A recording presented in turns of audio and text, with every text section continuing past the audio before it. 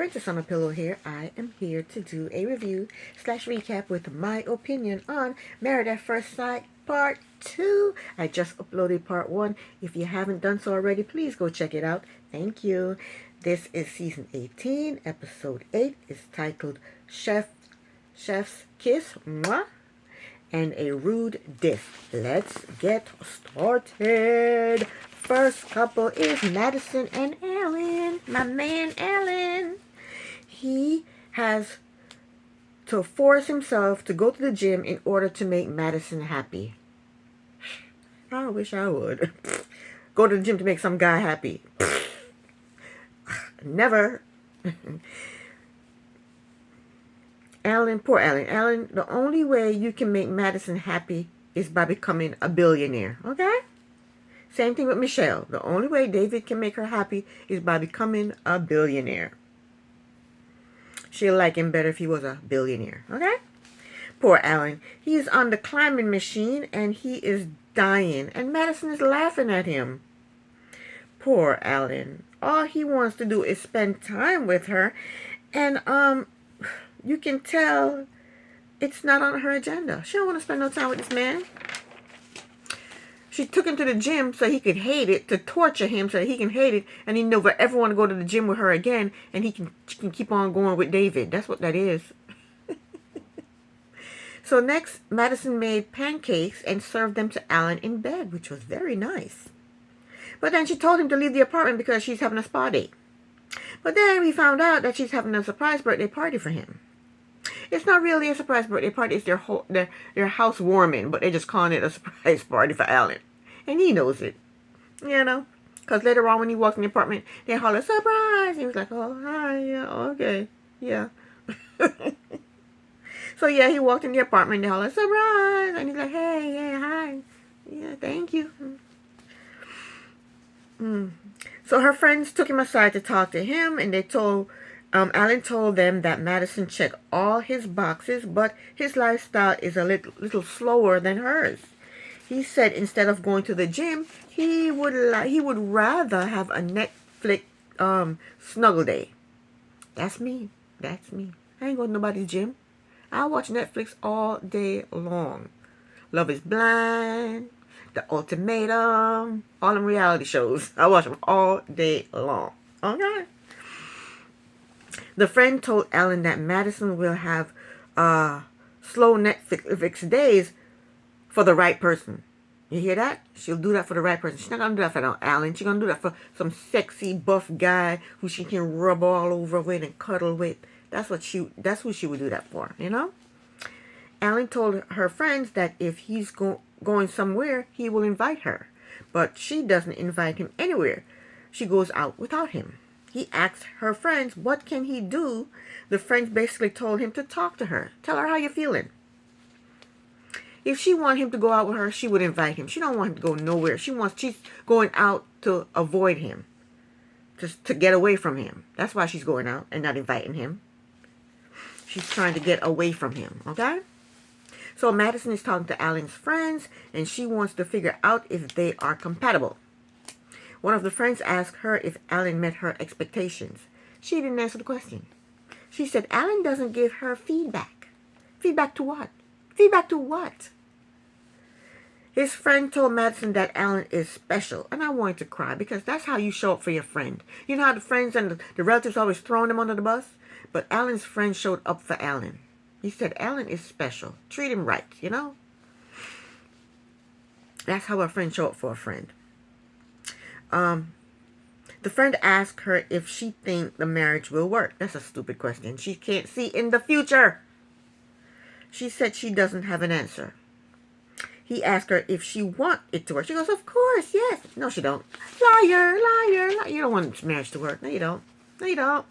Next up, Camille and Thomas. Oh, my God. I cannot stand Camille. I'm so sick of this heifer. I am so sick of this biracial heifer who wants this biracial man to have swag. And she has no swag. And she don't even know what swag means. I'm so sick of this heifer. Oh. And she's starting to dress better. She used to dress frumpy. She's starting to dress better. Because the outfits she was wearing, the outfit she wore to Mexico.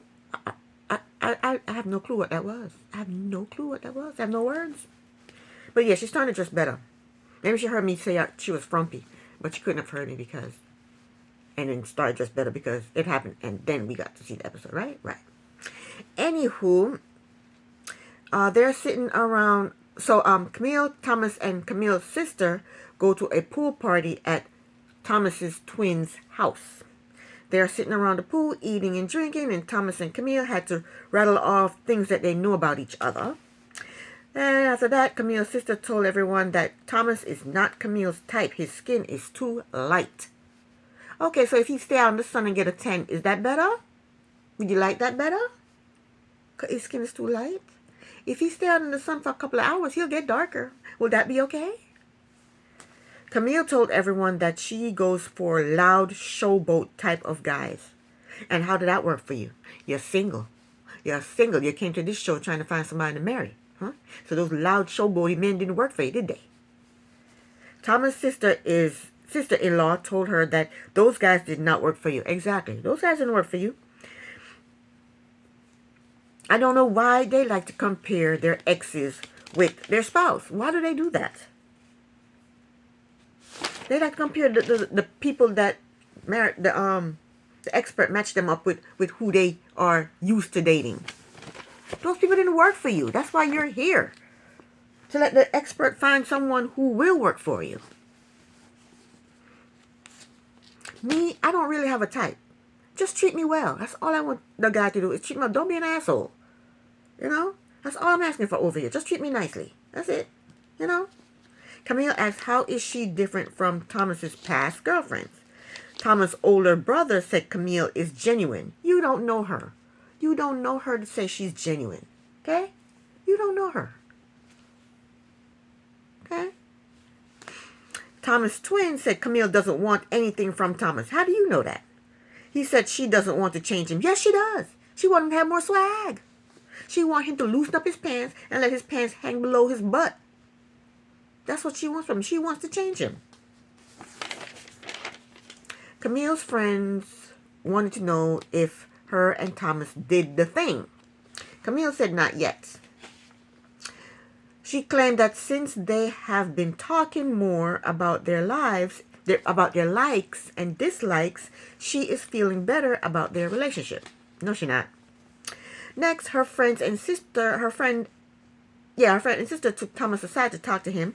One friend asked how is it living with Camille because she's never lived with a guy before. Thomas said she's fine to live with. The friend asked him about them being, here we go again, being different culturally. Thomas said he does not see the difference. I don't see it either, Thomas. What is the difference between you and Camille? She's a woman, you're a male. Y'all are both biracial, y'all both light skinned. I mean, what is the difference between y'all? I don't see any cultural difference.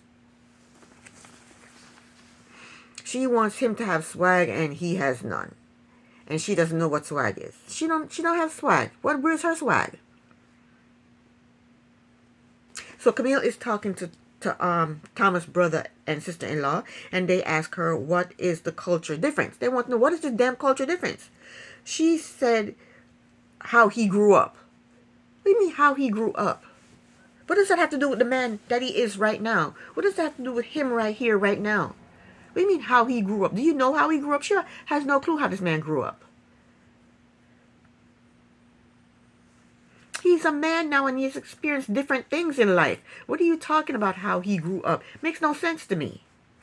Then she mentioned a bar that he goes to that has racial incidents. He can't control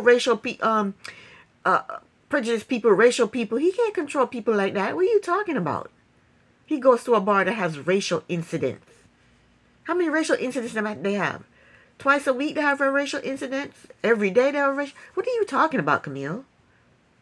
And how do you know so much about this bar? Do you frequent this bar too? Bitch. Next, Camille, yeah, I don't like what his twin said about him.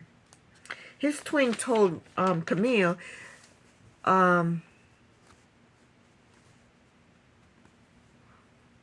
push Thomas so that he's not stagnant. What? How are you going to tell her to push him so that he's not stagnant? If he wants to be stagnant, let him be stagnant. You're his twin. Don't say anything negative about him. You need to be loyal to your damn twin. Who badmouthed their family to a damn stranger? Who does that? So next day I went home and Camille comes into the apartment and she automatically starts cooking. Didn't even wash her damn hands. What kind of culture is that? How did you grow up? I didn't grow up like that. So she got annoyed with Thomas because he said, I thought you would like light-skinned guys. And she said, what? He said, because you're light-skinned. I thought you would like light-skinned guys too because you're light-skinned. She told him that their differences were not a deal breaker. Yes, they are, because you won't stop talking about it. I noticed one thing though. She did not say the word swag this whole episode. Somebody must have told her, don't say that shit. Don't say that shit. Somebody must have told her not to say that. Maybe her sister told her. If that wasn't a deal breaker, if their cultural differences wasn't a deal breaker, you wouldn't keep bringing the shit up. He told her that his first girlfriend was black. And I'm so sick of this biracial woman trying to put this biracial man down because he's not cool enough for her. I'm so sick of her ass. So next, Camille and Thomas meet up with Camille's sister. And I'm so sick of Camille and her damn sister. Camille said that her type does not match Thomas. She's still harping on this. She just said it wasn't a deal breaker, but she's still harping on it. She said her type doesn't match Thomas. She said the skin tone doesn't match, the mannerism doesn't match, the personality doesn't match. Camille is full of shit. Do you mean to tell me that every single man she has dated have the same skin tone, the same mannerism, and the same personality? Is that what she's trying to say? That every single man she has dated has the same damn thing? Right, Camille, you're full of shit. Get out of my face. That bull. I'm so sick of her ass. And then here goes the sister to Thomas. She says to him, when he hears the word cultural differences, what does it mean to you? He told her, me and Camille grew up different, but that's not an issue for me. And then the sister looked like she was trying to help Camille out, trying to let Camille know that just because y'all grew up differently doesn't mean that you can't get to know him and get to like him and get to fall in love with him and blah, blah, blah, blah, blah, blah, blah. I can't stand Camille, and I'm sick of her. And she's a damn dog with a bone. She keep talking about this cultural difference. Last but not least, all the couples went to play flag football except for Alan, and I don't blame him. I wouldn't have went either. I don't get down like that. I don't get physical like that, running around snatching flags off of people's waists and running around looking crazy. And that damn what's her name? Madison almost hurt her ankle. She was running, trying to show off, and almost hurt her ankle. Came back limping. That's what you get. That's what you get. You're too old to be running around doing all that crap. Go sit down someplace. I don't blame him. I wouldn't have went either. So after flag football, the men went to one side to talk, and the ladies went to one side to talk. And David told the guys that he made dinner for Michelle, and they had a good conversation. That's probably the only conversation, the last conversation you have with that damn girl. Juan told the guys that he does not feel the chemistry that Carla feels. He said he doesn't know why, because Carla is beautiful, she is pretty, and she has sex appeal. He's not attracted to Carla. He's not attracted to Carla. He said he's just not there yet. He said their biggest problem is him not showing her the type of affection she wants. Ikichi said, I'm feeling you. I feel the exact same way. He said he's not the touchy-feely, gotta be on you all the time, but Imam is. See, that's why he had called her aggressive, because she's on him. She wants to hug. She wants to cuddle up with him at night, in bed. And he doesn't want that shit. That's why he called her aggressive. He claimed he's trying, but it's hard. You're not trying. You don't want her. You don't want nothing to do with her. You don't want nothing to do with her physically. You don't even want to get to know her. You don't even want to go out with her. Michelle told the ladies that her and David are doing better, and they are both on the same page. Y'all are for now. Y'all had one damn conversation. You think y'all on the same page? No, y'all not. Hey, no, you're not. She said she feel like the pressure is off and she can enjoy conversations with him. Lies. Michelle said she shut down when they were talking to the experts because the experts were coming down heavy on her. You're damn skippy they were because you're an ass. You were being an ass to poor David. Carla said she enjoyed the expert's visit, but her relationship with Juan feels platonic. She said she feels like she is kissing her cousin. She said they kiss cheek to cheek. She said she has never been in a relationship like this before. MM told the ladies that Ikiche called her aggressive and she don't like it. Madison said her and Alan live together fine, but she is wondering when will the romance come. You know ain't no romance coming, girl. You don't even want him to touch you. When will the